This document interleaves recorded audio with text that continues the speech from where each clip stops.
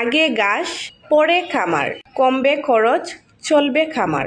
সম্মানিত খামারি ভাইয়েরা, যারা খামার করে সহজে লাভবান হতে চান তারা হাইব্রিড সরগম সুদান ঘাস চাষ করুন। কারণ হাইব্রিড সরগম সুদান ঘাস চাষের খরচ খুবই কম এবং এই ঘাসে অধিক পরিমাণ পুষ্টি, যা আপনার গবাদি পশুকে দ্রুত মোটা তাজা করবে আর আপনি হতে পারবেন একজন সফল খামারি। হাইব্রিড সরগম সুদান ঘাসের খরচ এজন্যই কম কারণ হাইব্রিড সরগম সুদান ঘাসটা বীজ থেকে হয়।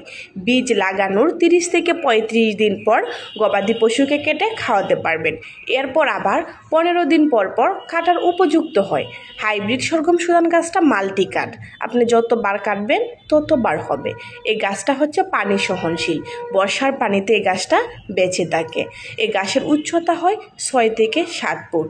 এই গাছে আছে 22% প্রোটিন, 18% ফাইবার, যা আপনার গবাদি পশুকে দ্রুত মোটা তাজা করবে, গবাদি পশুর মিনারেলের ঘাটতি পূরণ করবে এবং গবাদি পশুর দুধ বৃদ্ধি করবে।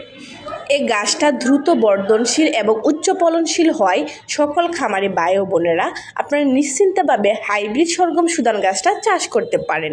হাইব্রিড সরগম সুদান গাছের অরিজিনাল বীজটা পাবেন আলিফ এগ্রো সার্ভিসে।